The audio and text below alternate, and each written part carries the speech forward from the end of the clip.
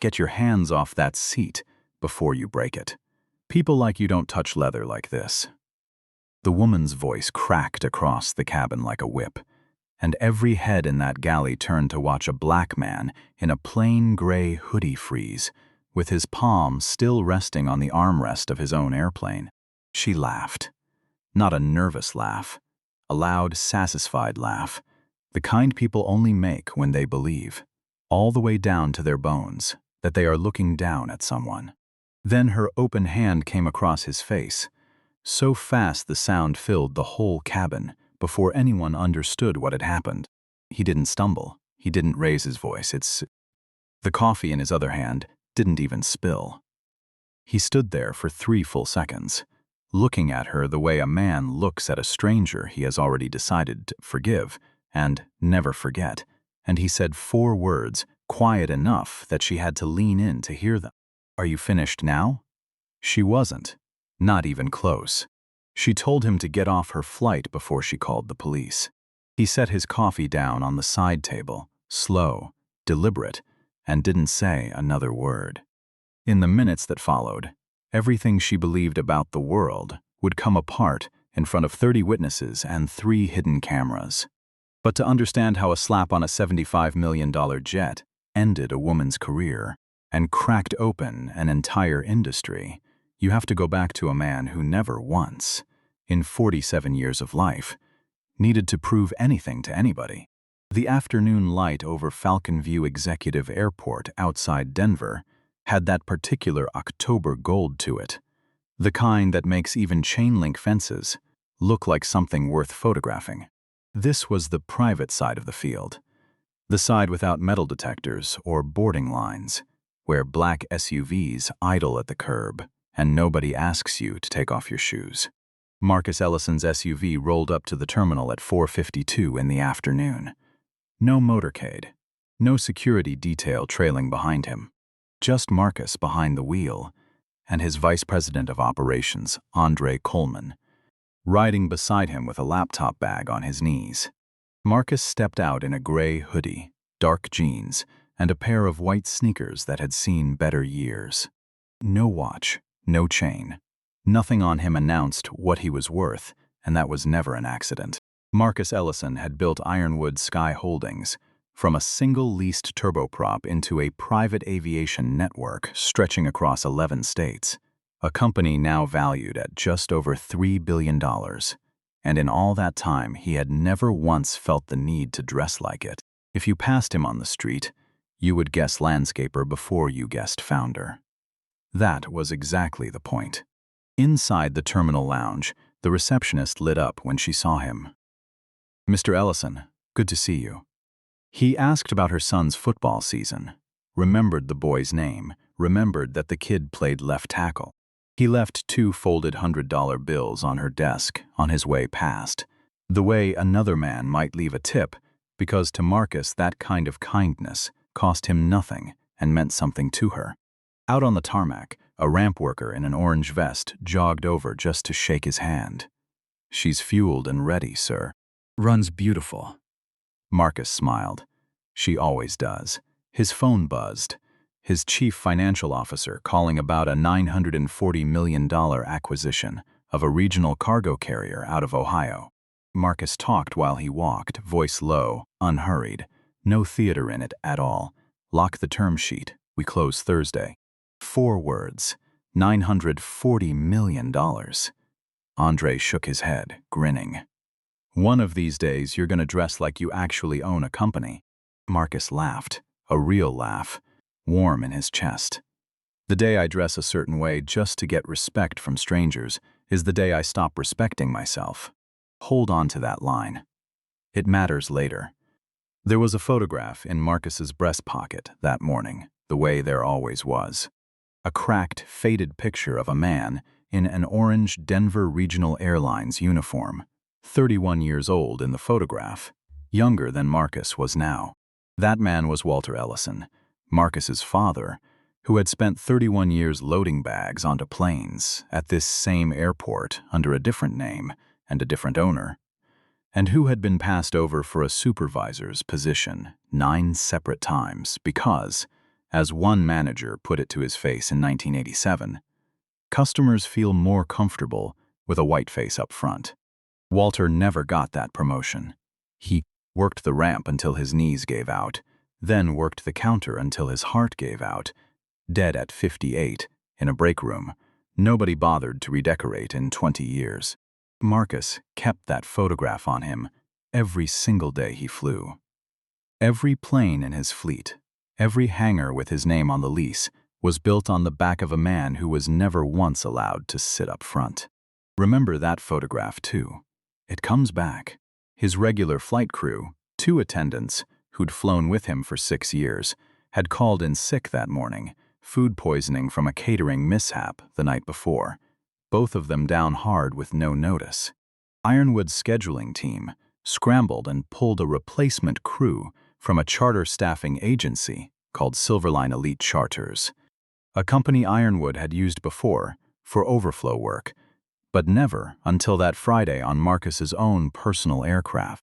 Silverline sent 2 flight attendants.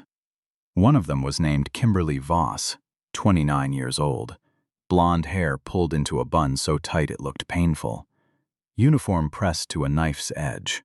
She arrived at the terminal 20 minutes early, which should have been a good sign. It wasn't. She snapped at a caterer for parking his cart 8 inches too far to the left.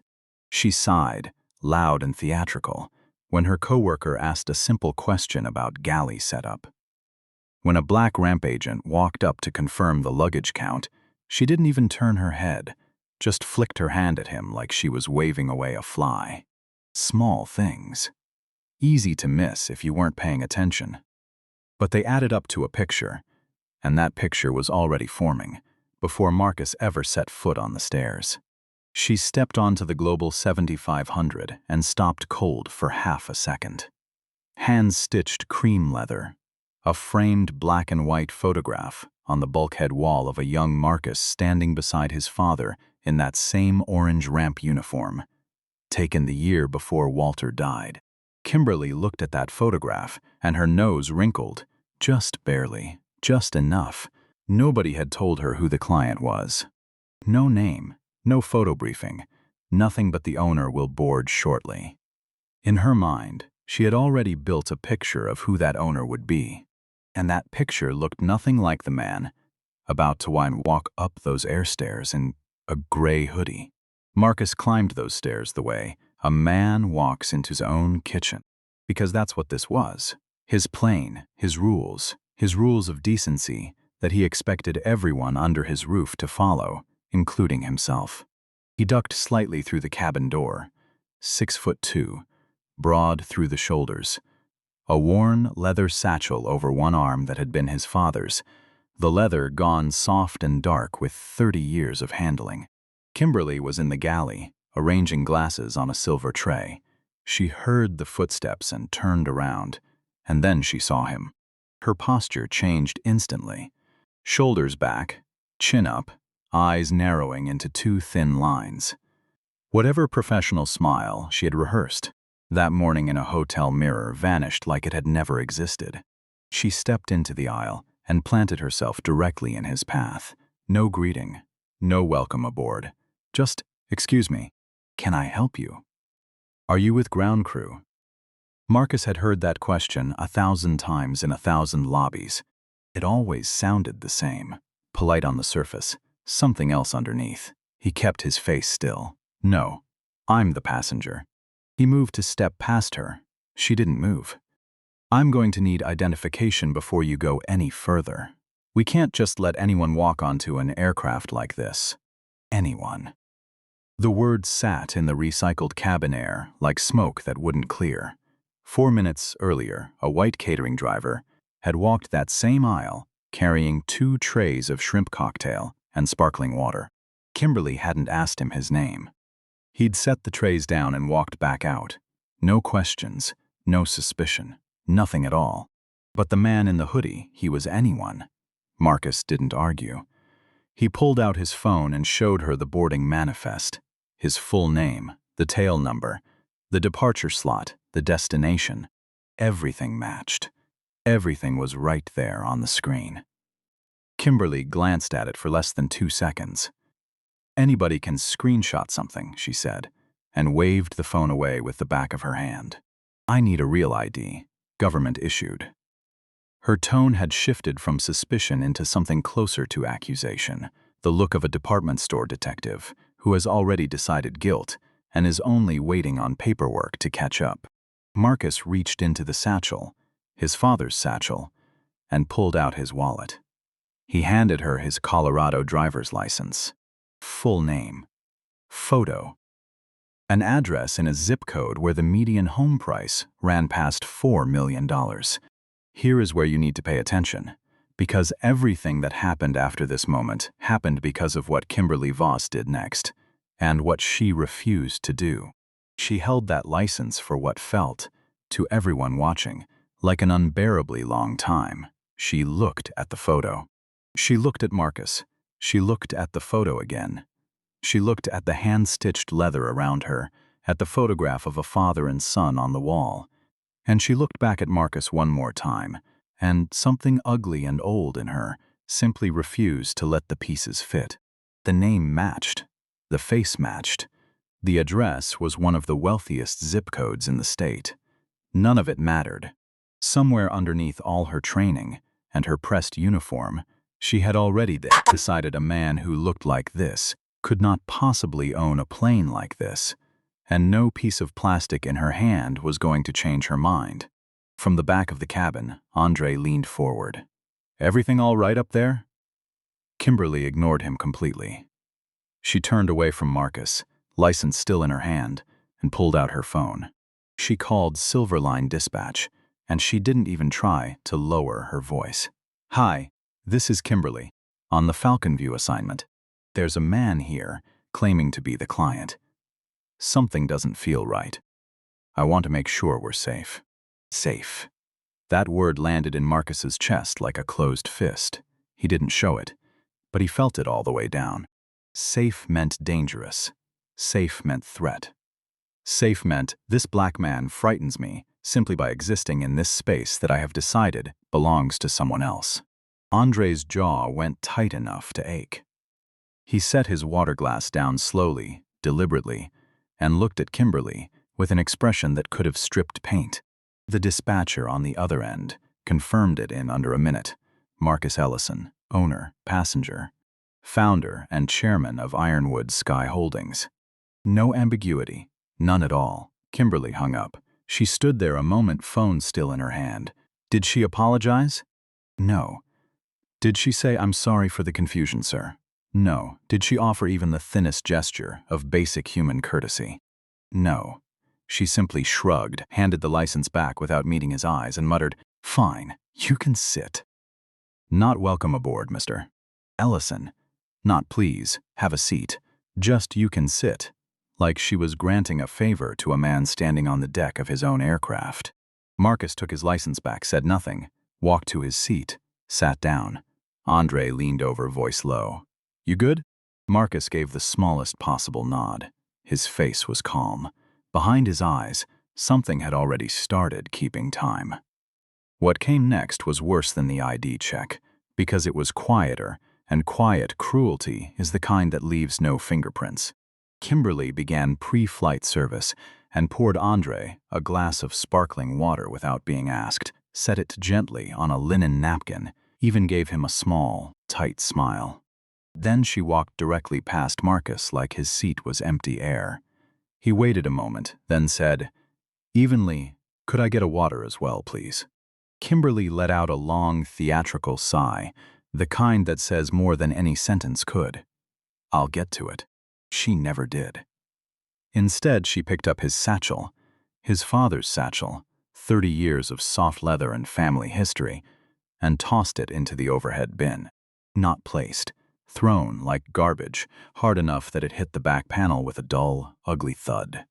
Marcus watched it land. He said nothing. Then she reached up and dropped the cabin thermostat to 61 degrees without asking anyone.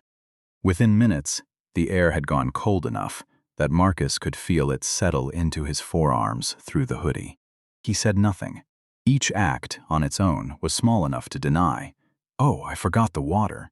Oh, I didn't realize that bag was his. Oh, I thought everyone liked it cooler.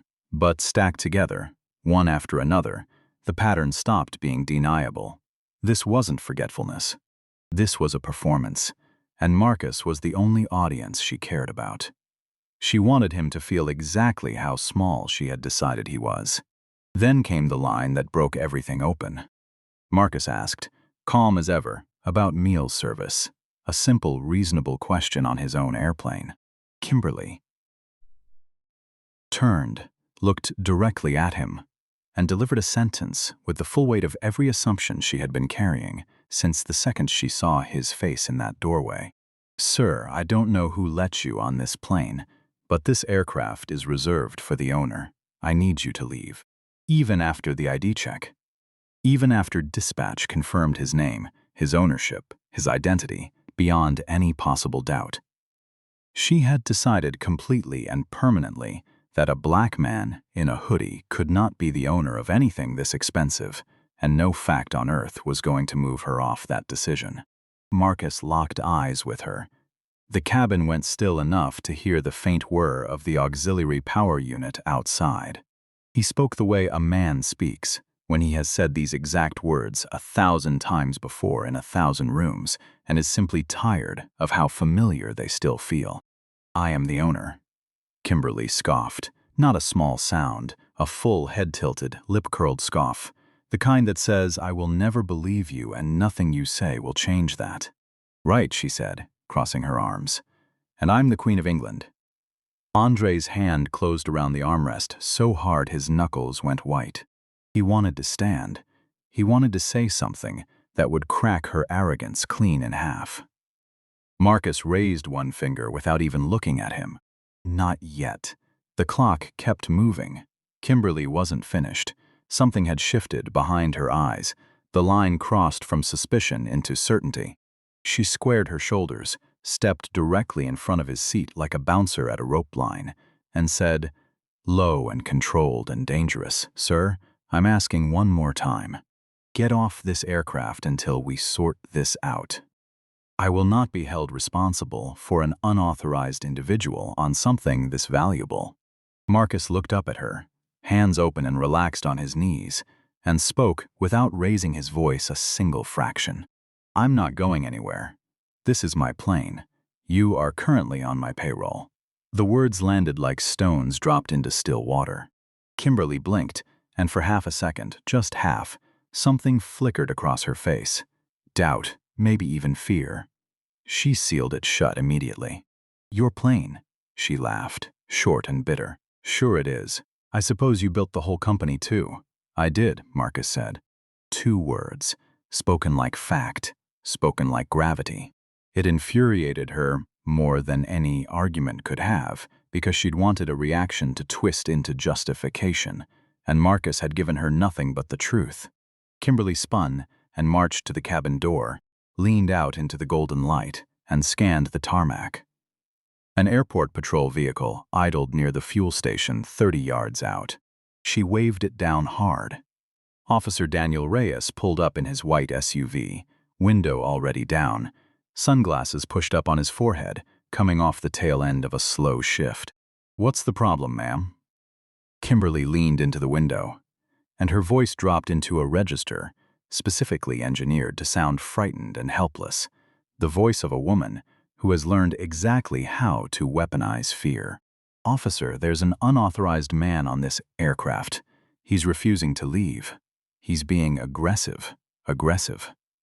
Marcus Ellison had not raised his voice once, had not stood, had not pointed a finger or clenched a fist or taken a single step toward her. He was seated, hands visible, calm as still water.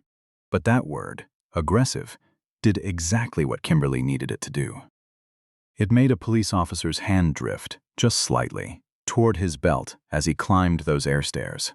Officer Reyes stepped into the cabin and immediately felt the temperature of the room, the kind of silence that has weight to it. He looked at Marcus, seated, still, unbothered. He looked at Andre, jaw locked, eyes furious. He looked at Kimberly, who had already begun talking before he'd even asked a question, words tumbling out fast. He pushed past me. He wouldn't show real ID. He's been threatening. I felt unsafe the whole time. You have to remove him. Please. Right now. None of it was true.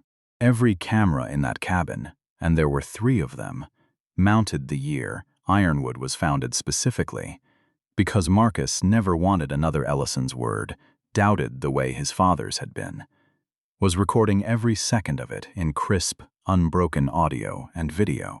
Officer Reyes asked Marcus to step outside so they could sort it out, calmly. Marcus rose, unhurried, and that was when Kimberly made the mistake that would end her career. As he passed her in the narrow aisle, close enough that their shoulders nearly brushed, she said, low enough that she thought only he would hear it, a slur so old and so ugly that even Officer Reyes, 3 feet away, went rigid. The cabin froze. Nobody moved. Nobody breathed. The hum of the auxiliary power unit outside was the only sound in the world. Marcus stopped walking. He turned his head, slow, and looked at her, and in that look was 31 years of his father's overtime, 9 denied promotions, a break room nobody redecorated, and every version of this exact moment that had ever happened to a man who looked like him in a room he had every right to be in. Say that again, he said. Quiet. Not a threat. An invitation, and somehow that was worse. Kimberly's face went white, then red, then something close to panic, and instead of backing down, she did the one thing that would make this unforgivable. Her open palm cracked across his cheek, hard enough to snap his head to the side. Hard enough that the sound of it filled the cabin like a gunshot and froze Officer Reyes with his hand still hovering near his belt. Marcus didn't stumble. His coffee, still in his other hand, didn't spill a single drop. He stood there 3 full seconds, cheek already reddening, and looked at her the way you look at someone you have already, somehow forgiven and will never forget in the same breath. Are you finished now? He asked, quiet as hell. She wasn't finished. Get off this plane, she screamed, before I have you arrested for assault.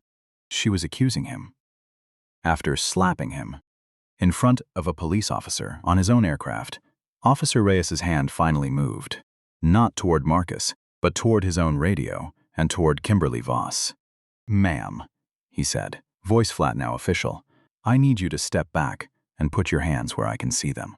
Kimberly's mouth opened, closed, opened again, disbelief rearranging her whole face. What? No, he's the one who… You don't understand, he was. I watched what happened, Reyes said. I watched all of it. That was the frozen moment the entire cabin would remember for the rest of their lives. Nobody moved.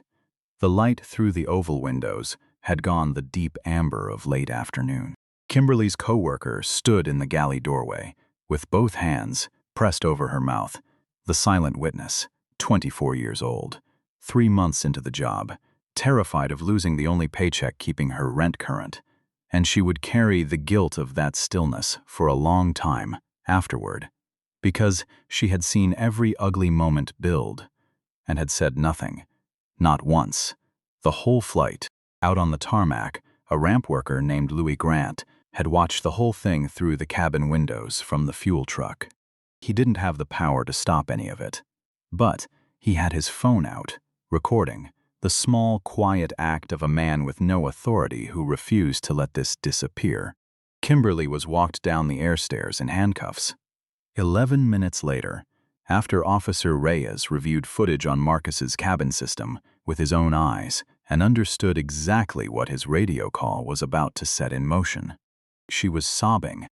By the time they reached the tarmac, the ugly, full body kind of crying, insisting through tears that it had been a misunderstanding, that she'd felt threatened, that she had bills, that she couldn't lose this job too.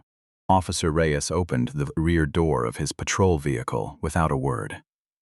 You should have thought about that, he finally said, before you put your hands on someone. The door closed with a heavy, final sound. Back in the cabin, Marcus sat with a bottle of cold water pressed to his cheek, not because it hurt so much, but because it gave his hands something to hold on to. Besides the shaking, he refused to let anyone see. Andre sat across from him, silent for a long minute, before finally saying, "You okay?" Marcus stared out the window at the patrol car pulling away. "I'm tired, Andre," he said, so quiet it was almost lost under the engine hum. "Not of her. I'm tired that this keeps happening at all." Andre didn't answer. Some truths don't need a response. They just need a witness. Marcus called his wife, Renee, before the plane ever left the ground. "Something happened today," he told her. "I'm okay. I'll tell you everything tonight." A long pause on her end. "Was it bad?" "Yeah." Another pause. "Come home safe." 3 words, but they carried the weight of every single time she had watched him walk out a door and wondered whether the world outside would treat him like a man or like a threat.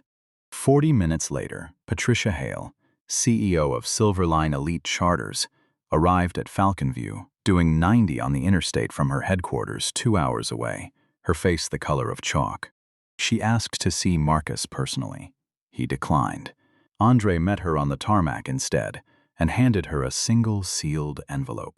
Inside was a formal letter on ironwood letterhead, terminating every contract between Ironwood Sky Holdings and Silverline Elite Charters, effective immediately.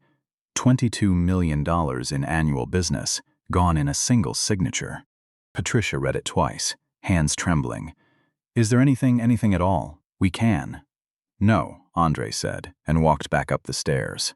The cabin door closed behind him. The footage went public that Monday morning, released by Marcus's legal team only after Kimberly's attorney. A sharp-suited man named Grant Whitfield appeared on a local news segment and told the anchor, with a completely straight face, that his client had acted in reasonable self-defense against a man who had been combative and physically imposing throughout the encounter. That statement was the single worst mistake of Whitfield's career, because the footage told a different story. All 3 angles, full audio, unedited, from the moment the air stairs opened to the moment the cabin door closed behind a patrol officer's back. Every viewer watched the ID check, the phone call to dispatch that said the word safe, the tossed satchel, the untouched water glass, the word unauthorized, the slur, and finally, the slap. A journalist named Camille Rhodes broke the full story on the evening news with almost no commentary of her own, because none was needed. Within a day, the video had 11 million views. By the end of the week, it had passed 40 million. The hashtags wrote themselves. People were furious in the way that calls representatives, cancels memberships, and shows up outside company headquarters with signs. And the first place they showed up was Silverline's front door. Within 10 days, 6 of Silverline's largest corporate accounts pulled their contracts. Then more. Total losses in the first month, $51 million in annual revenue, gone. But the money was only the beginning. An internal review, launched under pressure from Silverline's own board, uncovered something far worse than one bad flight. Kimberly Voss had 4 prior complaints on file from passengers of color, every single one buried in a filing cabinet by a regional manager who preferred paperwork, stayed quiet.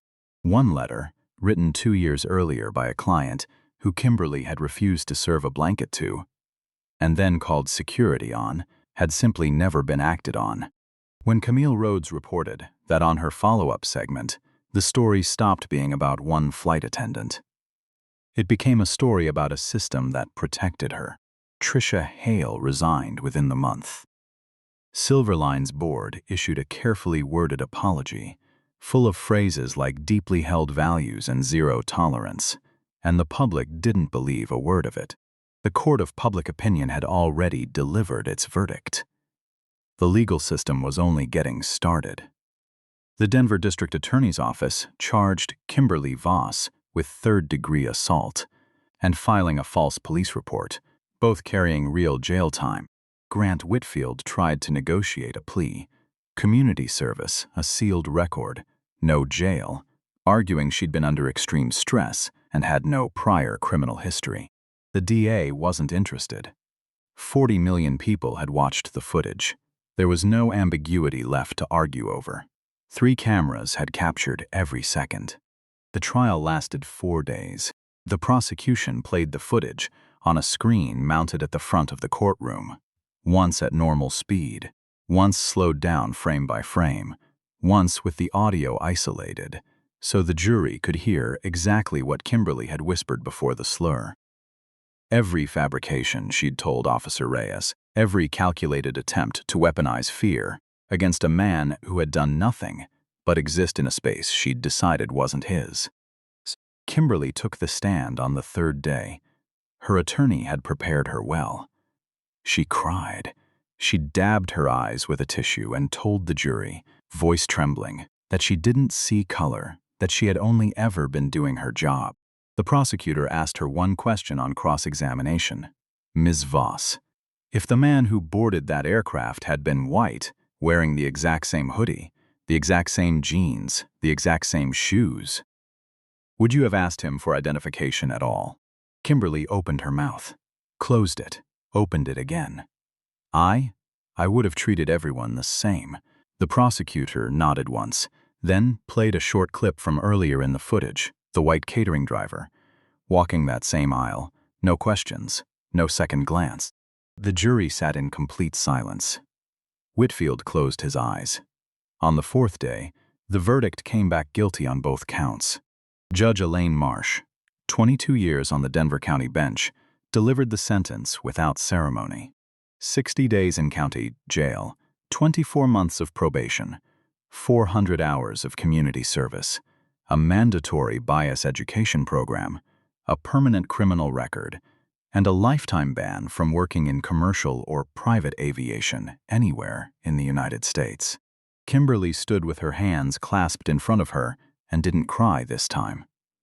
She simply stared at the floor like she wished it would open and take her. There was a civil case still to come.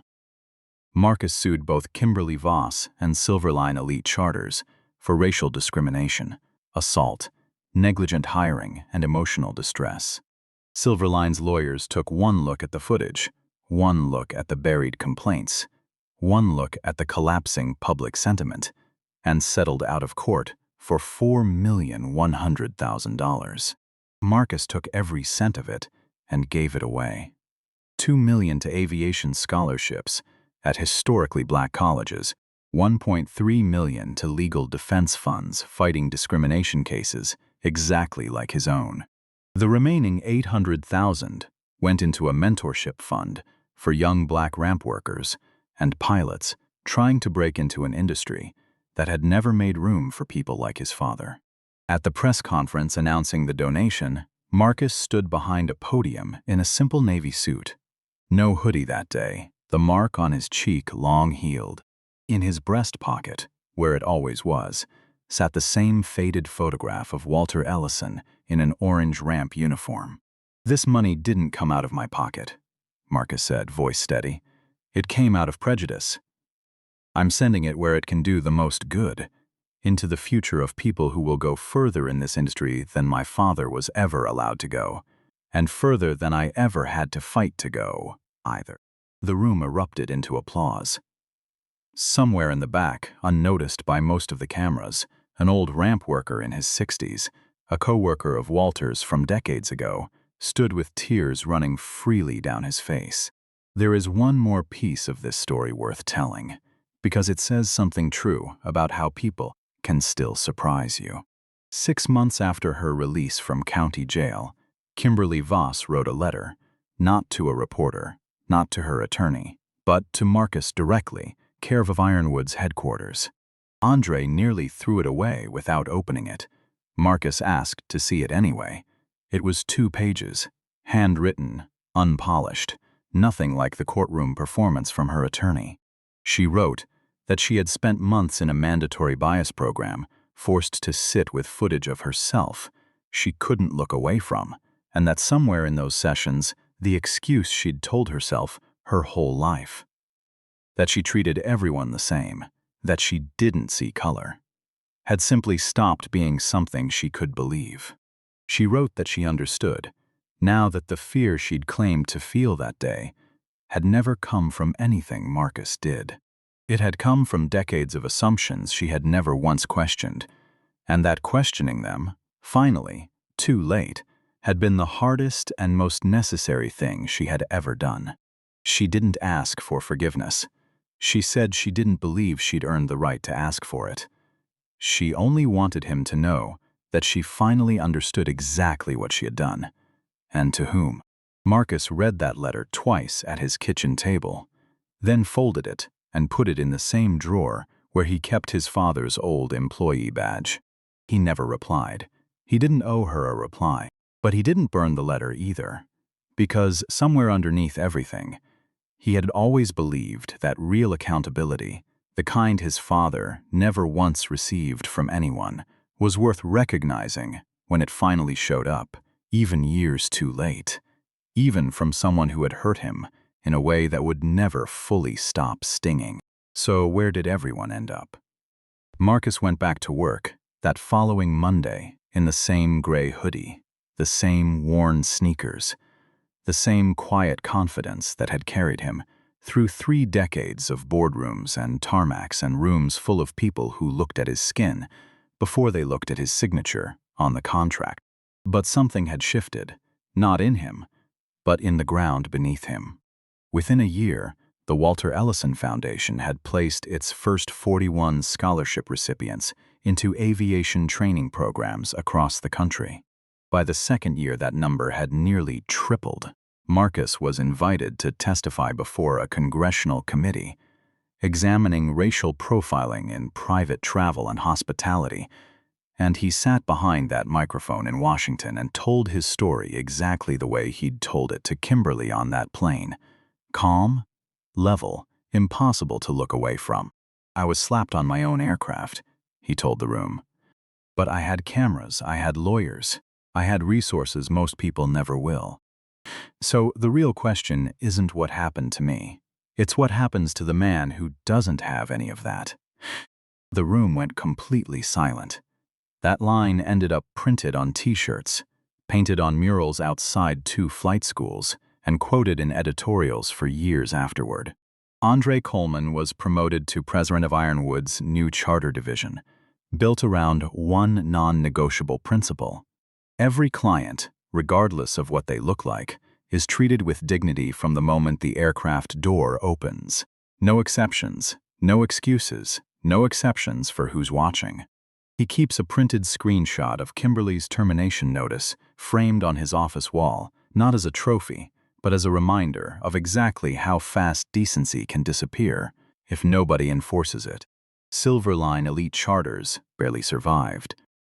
After losing more than $50 million in contracts and a complete overhaul of leadership, the company restructured under new ownership and adopted the most aggressive accountability and diversity training program in the private aviation industry. It didn't undo what happened, but it was at least a beginning. And on quiet evenings, long after the cameras and the courtroom and the headlines had all moved on to some other story, Marcus still sometimes takes that photograph out of his breast pocket, the one of a young ramp worker in an orange uniform standing beside his son. And he looks at it the way you look at a debt you intend to keep paying for the rest of your life. Not because the story ended in justice. It did. But because he knows, the way his father never got the chance to know, that most stories like this one never make it onto anyone's camera at all. If this story moved something in you, not because of how it ended, but because you recognized someone in it, maybe even yourself, hit that like button so it reaches someone who needs to hear it today. Share it with someone who's ever needed proof that they weren't invisible. And down in the comments, tell me the truth. Have you ever stood in that cabin? And if you have, which side of it were you standing on? I read every single answer.